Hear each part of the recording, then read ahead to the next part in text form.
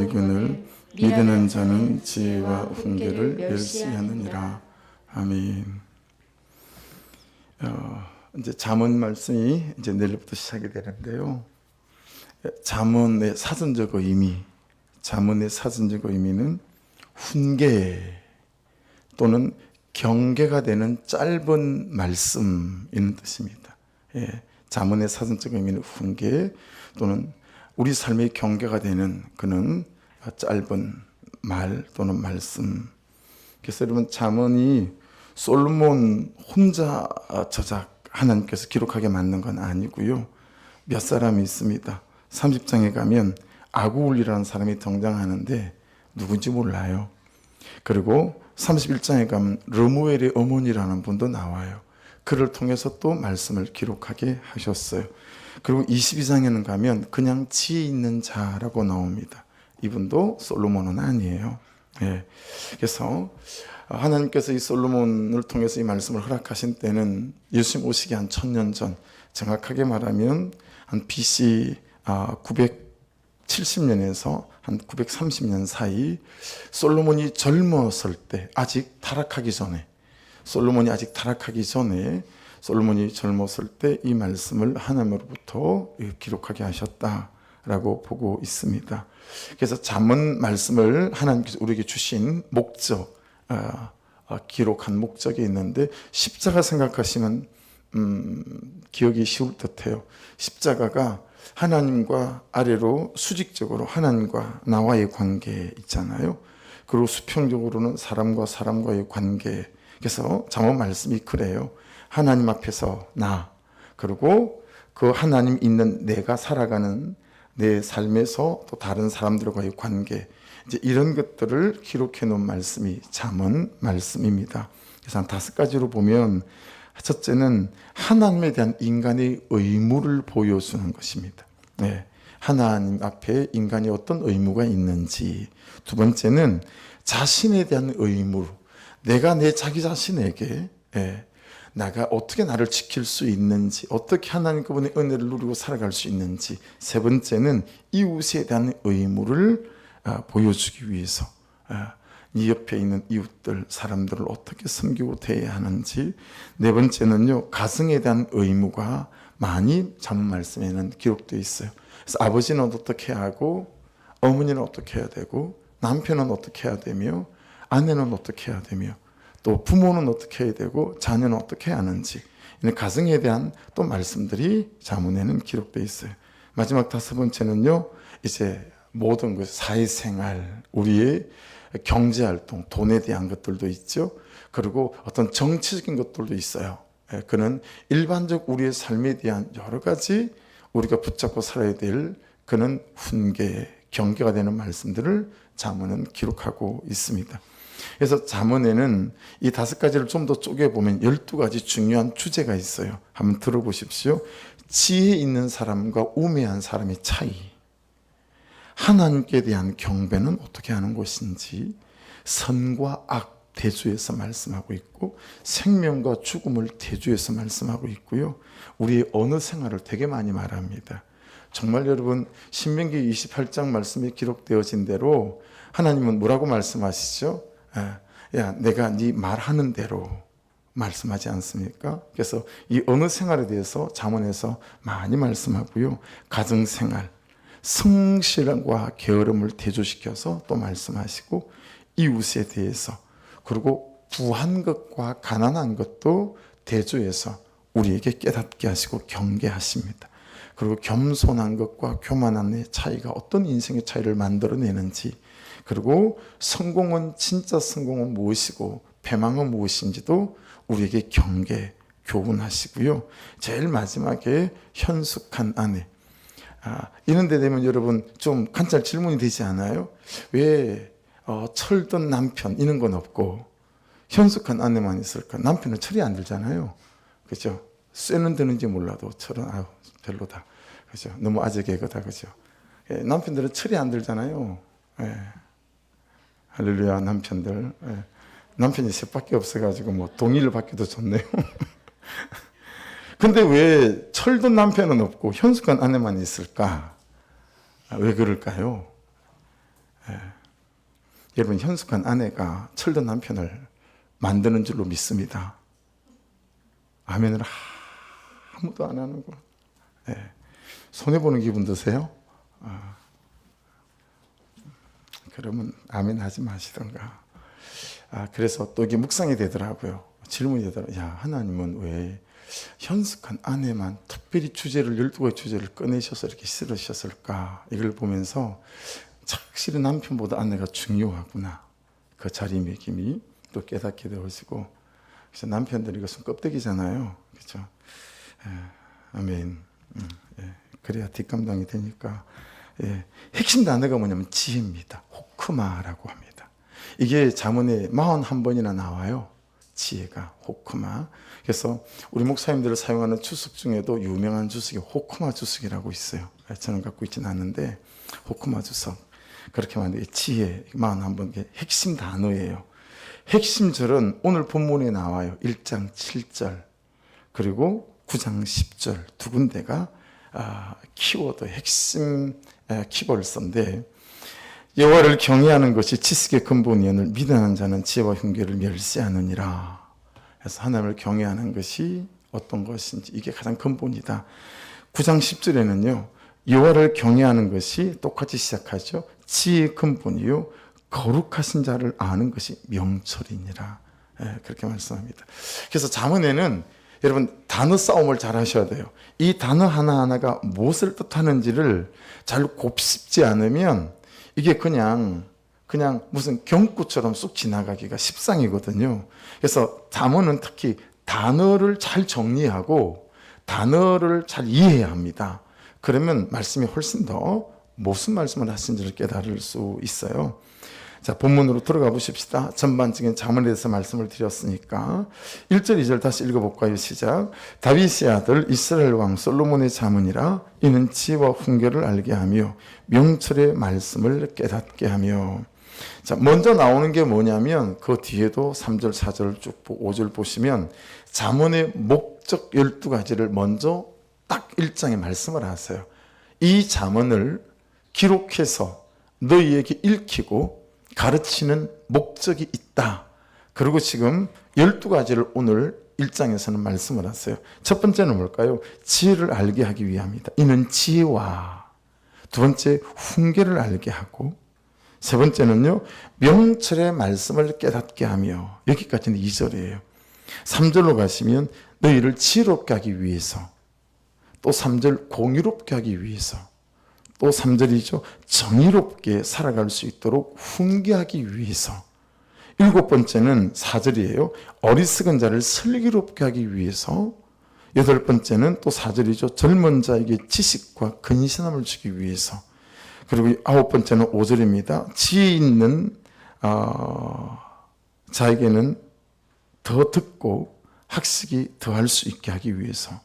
또 5절에 명철한 자는 지략을 얻게 하기 위하고, 그리고 6절에 보십시오. 잠언과 비유와 지혜 있는 자의 말과 그 오묘한 말을 깨닫게 하려고. 그리고 마지막은 7절에 여호와를 경외하는 지식을 주기 위함이다. 어떻게 하는 것이 여호와를 경외하는 삶이 될 수 있는지.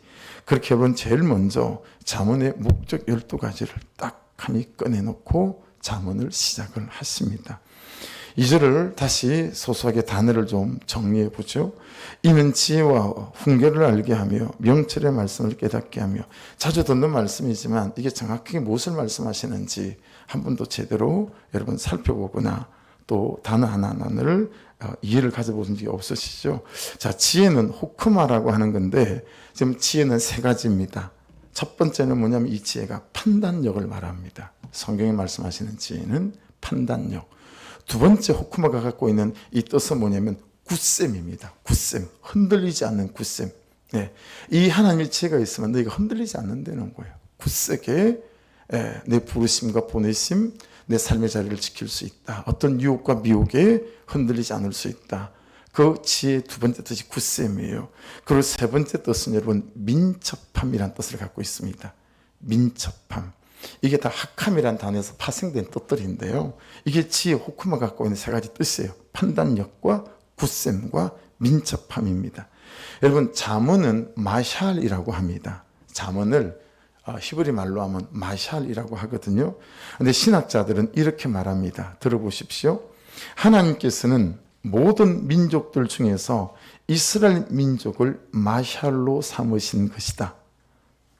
또 들어보세요. 욥은 그의 위한 자들과 동료들에 대하여 마샬이 되었다. 무슨 의미 같으세요? 이해되십니까? 하나님께서요, 이스라엘 민족과 욥을 공적인 본보기로 삼으셨다라는 거예요. 공적인 본보기로. 그러니까 야, 니네 이스라엘 민족 잘 보고 쟤들이 어떻게 순종해서 순종의 끝이 어떻게 되는지, 쟤들이 불순종해서 불순종의 끝이 어떻게 되는지 니네들 이스라엘 민족 잘 보고 배워야 한다. 광야에 있던 다윗의 삶, 그것을 잘 배워라. 그래서 광야에 있을 때 그때가 얼마나 복된지를 깨달아 알아야 된다. 그리고 보고 배우지 말아라. 다윗 궁에 있던 다윗의 삶. 공적인 본보기라는 거예요. 보고 배워라. 보디발 집에서 노예지만 하나님과 동행했던 요셉의 삶. 그거 잘 보고 배워야 한다. 보고 배우지 말아라. 편애하는 아버지 야곱 밑에서 형들에게 거들먹거리던 요셉의 삶. 그런 거 배우면 안 된다는 거예요. 보고 묵상해라. 보고 배워라. 보고 살아봐라. 그리고 광야에서 다윗이 하나님과 함께 살았듯이 너도 광야일수록 아무것도 할 힘이 없을수록 하나님을 구하는 삶을 살아보거라. 이런 뜻이에요. 보고 묵상해라. 보고 배워라. 해서 그렇게 살지 말아라. 누구처럼요? 아담처럼. 모든 것이 다 갖춰져 있지만 영적으로 끼어있지 못해서 붙어있지 못해서 하나님 되고 싶어 했던 아담처럼 살지 않도록 해라. 그것이 잠언의 역할이고 잠언을 주신 이유다라고 하는 것입니다. 그러니 여러분 잠언을 지나가면서 여러분 이스라엘 민족을 반면교사로 삼아야 하고 다윗의 삶, 욥의 삶, 그리고 요셉의 삶, 아브라함의 삶 하나하나를 반면교사로 삼아 여러분 보고 배울 것들은 보고 배워 그 순종의 끝에 있는 은혜를 경험하시고 보고 배우지 말고 살지 말아야 될 것들은 정말 예수의 이름으로 잘 경계하고 쳐내서 그 불순종이 가져오는 그 쓴 열매를 저와 여러분이 먹지 않는 은혜가 있기를 주의 이름으로 축복합니다. 그 첫 번째가 잠언은 하나님의 말씀은 판단력을 주신다라는 거죠. 아멘이죠. 굳셈을 주신다라는 거예요. 그래서 흔들리지 않는 지식으로 내 감정과 내 마음이 흔들리지 않게 한다라는 거죠. 여러분 믿음이 다 좋은 것이 아니고 고집이 다 나쁜 게 아니에요. 말씀 밖에 있는 믿음은 고집이기 때문에 그렇고 말씀 안에 있는 고집은 믿음이기 때문에 그렇습니다. 그래서 여러분 말씀이 말씀하시는 그것은 우리가 여러분 고집으로 잘 붙잡아야 되지 않겠어요? 근데 우리는 말씀 밖에 있는 그것을 내 개똥 철학을 무슨 대단한 믿음처럼 붙잡고 사는 사람들이 너무 많더라는 거예요. 그래서 여러분 이렇게 말씀이 말씀함에도 불구하고 계속 나는 내 걸 붙잡고 있어요. 그대로 살려고 한다라는 거예요. 여러분 이 지식의 교환이 일어나지 않으면 이 지식의 버림이 비움이 일어나지 않으면 안 된다는 거예요. 여러분 안에 있는 세상 내 경험과 내 철학에 갖고 있는 이 모든 것들 다 여러분 잠언을 묵상해 갈 때 비워내시고 하나님의 말씀과 하나님 그분의 판단과 경계와 그분의 굳셈 그분의 민첩함들이 우리 안에 들어와 우리로 새로 형성되어져 가는 여러분 은혜가 있기를 주의 이름으로 축복합니다. 그래서 여러분 무엇보다 이 지의 마지막 뜻인 민첩함의 의미가 예사롭지가 않아요. 이 민첩함은 다니엘 6장 3절에는 이렇게 말씀하고 있어요. 다니엘은 마음이 민첩하여 총리들과 고관들 위에 뛰어남으로 왕이 그를 세워 전국을 다스리게 하고자 한지라. 여러분 이 민첩함은 비범하다라는 뜻입니다. 비범하다. 그런데 이것이 이 비범함이 무엇에 대한 비범함이냐면 무엇에 대한 탁월함이냐면 말씀에 대한 순종에 대한 비범함이라는 거예요. 어떤 능력이 아니에요. 기술적인 게 아니에요. 그런 테크닉 이런 게 아니고 어떤 비범함이냐면 말씀에 대한 순종함에 대해서 너무 비범한 거예요. 다니엘이. 이걸 말씀하고 있는 거거든요. 여러분 묵상해 보세요. 싱킹해 보세요. 다니엘이 왜 그랬겠습니까? 왜 다니엘은, 왜 요셉은, 왜 다윗은 하나님이 말씀하시면 그 말씀하시는 대로 그렇게 순종하는 일의 삶에 비범했을까요? 확신이 있기 때문입니다. 하나님이 살아계신다는 확신, 그 살아계신 하나님이 그 당신의 말씀에 순종할 때 그 하나님이 책임지신다라고 하는 이 확신이 순종에 비범한 사람이 되게 만들었다라고 하는 것입니다. 그래서 여러분 한번 따라해 보십시오. 확신은 순종을 낳고 순종은 확신을 낳습니다. 할렐루야. 여러분 순종하잖아요. 그럼 하나님이 역사하시고 간섭하시기 때문에 확신이 생깁니다. 확신이 생기잖아요. 그러면 어떤 말씀 앞에도 순종해낼 수가 있는 거예요. 여러분 이 두 가지 비범함이 여러분의 것이 되길 주의 이름으로 축복합니다. 이 비범함이 있어야 되는 거예요. 그 사람들은 그러고 살아온 거예요. 근데 우리 삶을 적용해서 한번 생각해 보세요. 예. 여러분 하나님께서 여러분에게 어떤 것들을 요구하실 때 하나님께서 요구하실 때 여러분 정말 하나님께서 요구하신 대로 그것이 어떤 것이든 여러분 하나님에게 그걸 드려보고 다른 사람에게 그것을 드려보고 흘려보내고 해본 적이 있었습니까? 그래서 최근 제 몇 달 사이의 삶 가운데서도요 두려움이 없는 것 중에 하나가 내가 말씀을 따라가면 그분이 내 재정을 책임지는구나. 여기에 대해서는 여러분 정말 확신이 생기는 거 있죠. 그렇지 않아요? 그렇죠? 몇 천만 원을 대출을 해서 IT 플러스를 했는데 여러분 제게 무슨 대안이 있겠어요? 그렇죠? 근데 하나님께서 그런 것들을 그냥 채우시지 않습니까? 그러다 보니까 그런 부분에서 제가 흔들리겠어요? 여러분 확신은 순종을 낳고 순종은 확신을 낳습니다. 그러니 작은 것에서부터 말씀이 말씀하시는 대로 잘 순종해 가서 그래서 확신이 생겨서 여러분 그 확신 때문에 또 순종해 가는 이런 삶이 될 수 있기를 주의 이름으로 축복합니다. 그래서 여러분 잠언은 훈계를 알게 하는 거예요. 이 훈계 무사르라고 하는 단어는 실천적인 삶에 대한 가르침을 말하는 거거든요. 근데 우리가 정말 안 되는 것이 어떤 거죠? 들을 말을 들었습니다 같은 거잖아요. 그렇죠? 사람의 말에도 잘 안 되고 하나님의 말씀에 다해도 잘 안 됩니다. 근데 어떤 면에서는 여러분 하나님의 말씀은 잘 안 들리니까 좀 덜한 것 같고 정말 우리가 사람의 말도 잘 못 듣잖아요. 그렇죠? 정말 사람의 말을 잘 못 듣습니다. 왜 그럴까 생각해 보십시오. 내 기준으로 살기 때문이고 내가 옳다라고 생각하는 기준이 있기 때문 아니겠습니까? 기준이 납니다. 나에 대한 기준도 내가 가지고 있고 그에 대한 기준도 내가 기준인 거예요. 그러니까 그가 말하는 말을 들을 말을 들었습니다가 잘 되지 않아요. 항상 내가 맞는데 내가 잘하고 있는데 라고 생각하기 때문 아니겠습니까? 그래서 여러분 그 다음에 나오는 잠언이 주는 명철 그 다음에 나오죠. 이게 비나라는 단어거든요. 이게 무슨 뜻이냐면 인간으로 하여금 선과 악을 구별할 수 있는 도덕적 분별 능력을 말한다 라고 말합니다. 한마디로 쉽게 말하면 기준을 준다라는 거예요. 명철은 뭐냐면 말씀이 말씀하시는 기준이 뭔가를 내가 잘 아는 거예요. 내 생각의 기준 말고요. 그래서 이 명철을 3절에서 4가지로 구체화시켜 놨습니다. 3절을 보십시오. 이 명철을 4가지로 구체화 세분화시켜 놓은 게 지혜롭게 하고 두 번째 우리를 공의롭게 하고 세 번째 우리를 정의롭게 하고 네 번째 우리를 정직하게 합니다. 그래서 우리가 행할 일에 대하여 훈계를 받게 하며 라고 말씀하시는 거죠. 여러분 3절의 지혜는 2절의 지혜와는 좀 달라요. 2절의 지혜는 3절의 지혜는 이제 샤칼이라고 하는 건데 사물을 옳다 그러다 이렇게 분별하는 그런 신중한 행동을 말하는 거거든요. 그리고 공의롭게라고 하는 이 체득이라는 단어는 말씀이 말씀하셔서 안 하기로 한 것 안 하고 말씀이 말씀하셔서 하기로 한 것 하는 능력을 말하는 거고요. 정의롭게 미시파트라고 하는 것은 인간의 행동에 대하여 올바른 판단을 할 수 있는 능력을 말해요. 그리고 정직하게 메시아라는 단어는 인간 내면의 올바른 마음가짐을 말하는 겁니다. 예.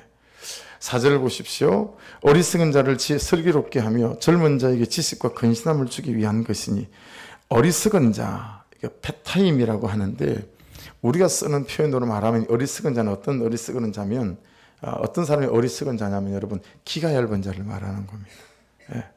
그냥 이 말 들으면 여기에 속하고요, 저 말 들으면 저기에 속하고요, 말씀이 견고함이 되어져서 굳셈이 안 되는 거예요.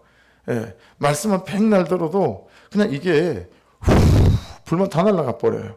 그리고 옆집 아줌마가 막 말하면 솔깃해지고요.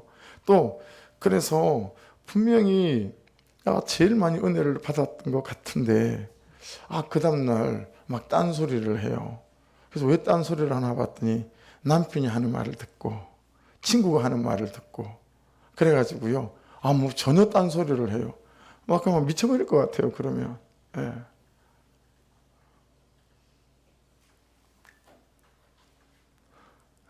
옆 사람에게는 좀 물어봐야 돼요. 혹시 당신? 뭐 이렇게 한번 물어봐야 되는 건데, 여러분, 기가 얇지 않기를 주의 이름으로 축복합니다. 요랬다 저랬다 하고요, 말 한마디에 팩하고, 요건 제가 좀 가깝습니다. 말 한마디에 팩하는 거. 할렐루야. 아닌 것처럼 웃었다 이거죠. 내 기가 얇은 사람을 내가 다 알고 있어요. 감정이 마음이 너무 얕아요. 감정 마음이 너무 얕아서 미혹되기 쉬운 사람, 이런 사람이 어리석은 자다. 저도 완전히 어리석은 자의 범죄에 쏙 들어가는 사람이라고 할 수 있겠죠. 근데 잠언은, 말씀은 이 어리석은 자를 어떻게 해요? 슬기롭게 한대요. 그러면 슬기롭게 한다라고 하는 아르마, 이것은 그래서 타인의 속임수와 유혹, 관계를 피하는 능력을 말합니다. 그래서 여러분, 잠언에 말하고 있는 명철, 슬기롭게, 이게 전부 다 능력입니다. 능력. 이게 능력. 다 능력이라고 해석이 되어져 있더라고요. 어느 사전에. 이게 전부 능력이, 슬기로운 것도 능력이고요, 명철도 능력이고요. 이게 다 능력이라는 거예요. 이쪽 묵상하다가, 제가 말씀 묵상하다가 무슨 생각이 드냐면, 정말 말씀을 받는 내가 중요하구나 라는 생각을 했어요. 정말 말씀을 받는 내가 중요하구나. 로데오 상가에 교회가 있을 때 우리가 거기서 이제 전도를 하는데, 이번 주일 강구를 하고 준비가 되는 대로 여름에는 붕어빵을 잠시 쉬고, 시원한 매실 차든지 어디 매실 이거 좀 맛있는 거 어디 싸게 구할 데가 없을까요? 그런 거 얼음으로 잘 타가지고 저 금능역 앞에나 어디로 나가서 그렇게 전도를 여름에 좀 해보려고 합니다. 그래서 할 분들 좀 모집도 하고 하려고 하거든요. 항상 우리가 그렇게 전도를 했었습니다. 10년도 넘게 그렇게 전도를 했었죠. 그래서 올여름에는 그런 또 제안들이 있어서 이제 그렇게 여러분들이 제안을 해서 그렇게 해보려고 하거든요. 그때도 이렇게 이제 전도를, 그런 걸, 그때는 복숭아 홍차를 뭐라고 부르죠? 뭐라고요? 네, 아이스티. 네, 아이스티. 요즘 제가 아무 단어가 기억이 안 나가지고요. 그 아이스티 이제 차를 타서 전도하고 하는데, 파리바게트 앞에 있죠. 그 맞은편에서 어떤 아저씨가 약을 파는 거예요. 관절약이라고 약을 파는데, 가만 들어보니까 만병통치약이에요. 관절에도 낫고 허리에도 낫고 두통에도 낫고 다 낫는데, 들어보니까 만병통치약인데 너무 약을 잘 파는 거예요, 이분이. 나는 복음이 하나도 안 팔리는데 이 사람은 너무 잘 파는 거예요. 몇 시간 만에 싹 다 팔고 가버렸어요.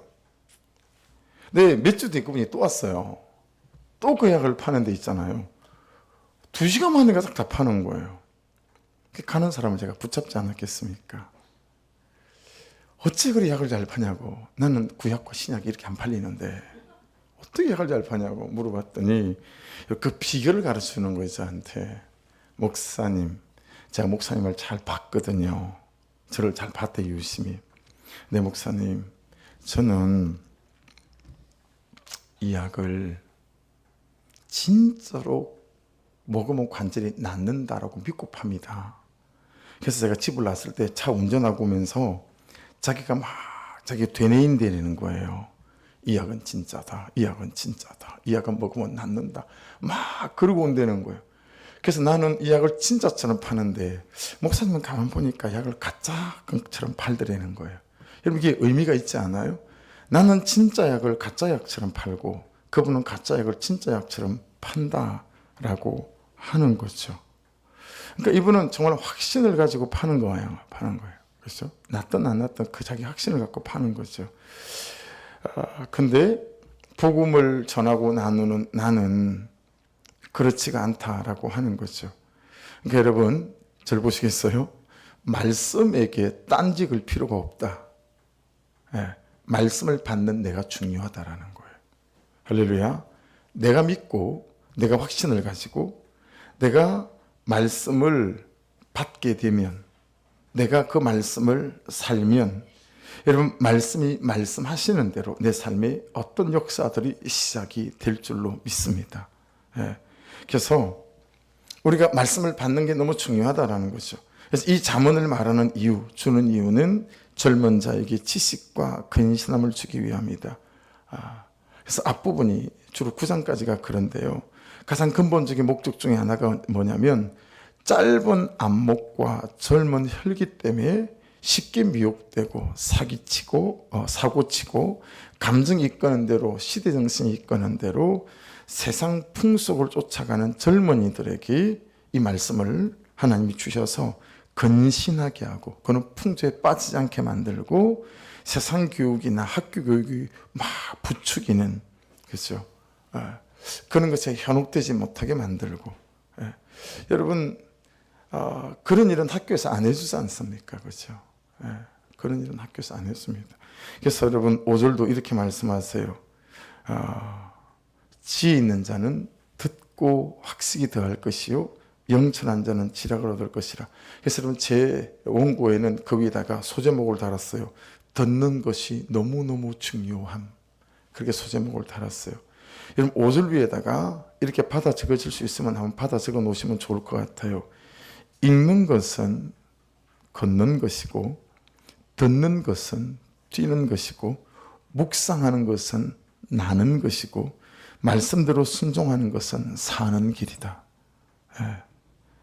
여러분 이 잠언의 말씀들이 그러라고 우리에게 주셨다라는 거예요. 읽고 묵상하고 듣고 그리고 그 말씀대로 살아보는 이것이 이런 비범한 능력들이 다 우리 것이 되게 하기 위함이다라고 말씀하는 거예요.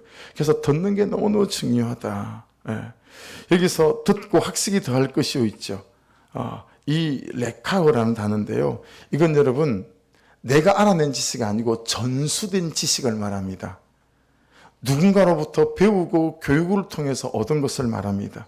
그래 여러분 양육받는 거 있잖아요. 헌신되셔야 됩니다. 여러분 말씀을 배워가고 양육받는 거 여기에 정말 헌신돼야 돼요. 그리스도인은. 근데 양육받는 걸 되게 싫어하시잖아요. 숙제도 있고 시간도 지키고 막 이러니까. 근데 여기 듣고 학식이 더할 것이요 할 때 이 학식 레카어는 전수된 지식 누구로부터 교육을 통해 얻은 지식이라는 뜻이니까 여러분 이 말씀을 양육받아가는 일들이 여러분에게 너무너무 중요하다라고 하는 것입니다. 이게 왜 중요하냐면 주님이 마태복음 14장 12절 이렇게 말씀하셨습니다. 무릇 있는 자는 받아 넉넉하게 되되 없는 자는 그 있는 것도 빼앗기리라. 여러분 이거 천국의 비밀을 말씀하시면서 말씀하신 거거든요. 그래서 있는 자는 더하여진다는 거예요. 한 군데 또 있어요. 마태복음 25장 29절인데요. 무릇 있는 자는 받아 풍족하게 되고 없는 자는 그 있는 것까지 빼앗기리라. 이게 달란트 비유를 말씀하시면서 말씀하신 거거든요. 무슨 뜻이에요? 애를 써야 한다라는 거예요. 듣는 일에. 말씀을 양육받는 일에. 그렇죠? 그래서 있는 자들 더 풍족하게 되고 없는 자는 있는 것까지 빼앗기게 되어진다라고 하는 것이죠. 나는 왜 믿음이 자라지 않을까? 나는 자꾸 왜 성품과 태도들이 성숙해지지 않을까? 이러면 돌아보시면 돼요. 내가 듣는 것을 잘하나? 내가 그리스도의 삶의 양식과 방법들을 말씀을 통해서 양육받아가고 있나? 이런 것들을 잘 생각해 보셔야 된다라고 하는 것이죠. 그래서 여러분, 여기서 명철한 자는 똑똑한 사람이라는 뜻이 아닙니다. 준비된 자라는 뜻입니다. 자문에서 명철한 자, 이건 똑똑한 사람 이 뜻이 아니고요, 준비된 자라는 뜻을 갖고 있습니다. 하나님은 똑똑한 사람을 쓰는 게 아니고 여러분, 말씀으로, 은혜로, 순종으로, 성령으로 준비된 사람을 쓰시는 줄로 믿습니다. 이 자문에서 계속 말씀하시는 명철한 자가 그런 뜻이다 라고 하는 것입니다. 그래서 여러분, 말씀으로 준비된 사람이 얻는 것이 무엇입니까? 그 뒤에 나오죠. 지략이다, 이렇게 나옵니다. 지략 타블라라고 하는 것은 여러분, 배의 방향을 조종하는 키 있죠. 그걸 말하는 거예요. 자신의 삶의 방향뿐 아니라 다른 사람의 삶의 방향도 인도할 수 있는 사람, 이게 지략이 있는 사람, 타블라라는 뜻이에요.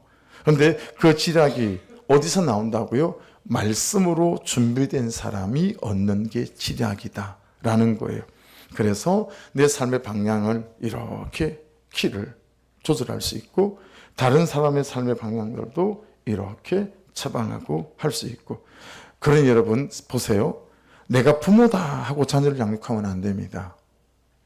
부모이기 때문에 자녀를 양육할 수 있는 게 아니에요.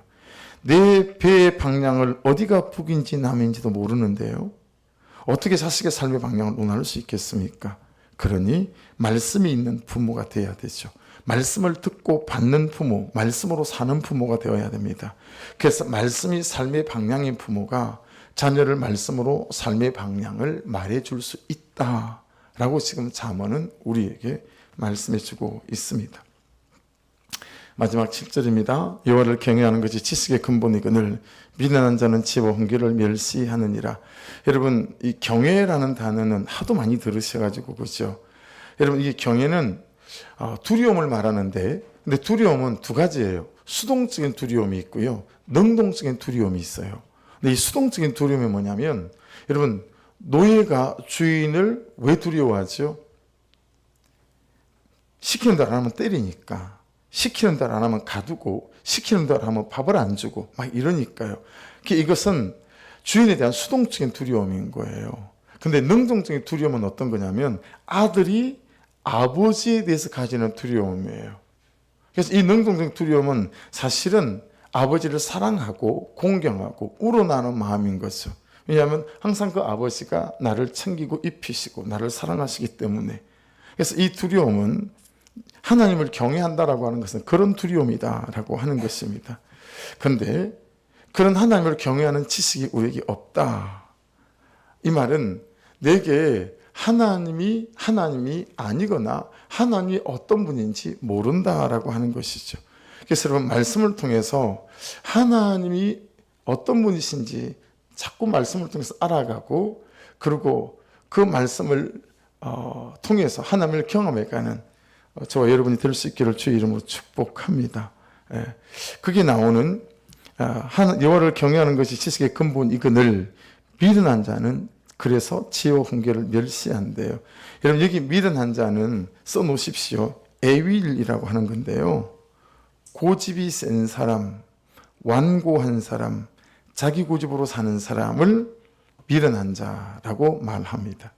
이게 에윌입니다. 고집이 센 사람, 완고한 사람, 자기 고집으로 사는 사람, 하나님을 알려고 하지 않는 사람, 다른 사람의 충고를 멸시하는 사람.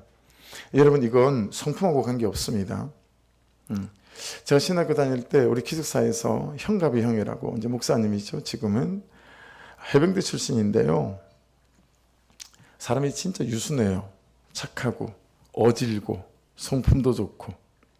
그런데 이분이 같이 축구를 차잖아요. 그러면 상대편, 자기 편 10명, 축구는 11명 차니까요. 우리 쪽 11명. 그러니까 21명이 형 그거 노골이에요. 그래도 이분 혼자서 꼬링이라고 우겨요. 끝까지 우겨요. 그래서 그냥 꼬링이라고 해주지 않으면 더 이상 경기가 진행이 안 돼요. 와, 그래서 제가 그때, 죄송합니다, 해병대 출신 있으시면, 그때 제가 해병대를 처음으로 다시 봤어요. 와, 아니 자기 편까지 노골이에요, 형 노골이에요. 그래도 자기는 꼬링이래. 꼬링이라고 해주고 해야 그 다음 시합이 진행이 될 수가 있어요. 예. 이렇게 성품하고 고집하고 관계없어요. 예. 유순한 거 아니에요. 아니에요. 아무 관계 없더라고요. 무슨 말씀을 드린 거냐면 이 자기 자신을 잘 살펴야 된다고요. 내가 은혜가 있고 믿음이 있어도요, 이상하게 그는 기질과 그는 어떤 배워온 것들이 이 내재되어 있는 게 있는 것 같아요. 그래서 그 축구 게임을 끝나고 제일 처음 그런 걸 알고 이제 야 이런 분이었구나 라는 걸 알고 게임을 끝나고 기사 오는데 제 옆에 누구 하나가 그러더라고요. 야 역시 해병대는 개병대구나. 막 이렇게 얘기를 하는 거예요. 이 참 해병대들한테 이거 욕이잖아요. 함부로 말 못하죠 이렇게. 근데 정말 그렇더라고요. 그때는. 그러니까 여러분, 내가 하나님을 알려고 하지 않는 사람, 이 미련한 자가 아닌지, 또 완고하고 자기 고집으로 사는 사람 아닌지 해서 이런 사람들은 방법이 없더라. 어떻게 할 수가 없더라. 고치지 않고 돌이키지 않으니까 자기가. 그래서 여러분, 오늘은 기도하시면서 특별히 내가 어떤 고집과 완고함을 갖고 있는지, 이것은 말씀에서 나온 그런 말씀이 주신 건지, 아니면 그냥 내 상처에서 아버지를 통해서 내 삶의 어떤 경륜과 경험을 통해서 내가 이런 고집과 완고함을 가지고 되었는지 잘 보셔서 여러분 판단하셔서 이 완고함들을 좀 주님께로 가져가는 이 세상 될 수 있기를 주의 이름으로 축복합니다. 기도하겠습니다. 말씀 붙잡고 기도하십시다. 두 가지로만 말씀 붙잡고 기도하고 그리고 자유롭게 기도하십시다. 그리고 자유롭게 기도할 때 우리 친구들은 강단으로 오세요. 목사님이 또 기도할게요. 예. 여러분 이 시간 기도할 때 나는 정말 말씀을 제대로 듣는 사람인가? 그리고 정말 하나님의 말씀으로 온전히 믿는 사람인가? 혹시 저처럼 진짜를 가짜처럼 그렇게 여기고 그렇게 생각하는 사람은 아닌가라고 하는 거죠. 이 시간 하나님 은혜를 부어주셔서 하나님 날마다 말씀을 묵상하고 큐티할 때마다 정말 이 말씀이 이 하루 나를 살리는 말씀으로 나를 이기게 하시는 살아계신 그 하나님의 말씀, 아니 하나님이신 그 말씀으로 내가 하나님 붙잡고 살아가는 그런 은혜가 있도록 아버지 간섭하여 주시옵소서. 우리 한 목소리로 같이 기도하고 주께 나가겠습니다. 좋으신 아버지 하나님, 은혜와 사랑을 감사합니다. 아버지 이 시간에 우리 가운데 은혜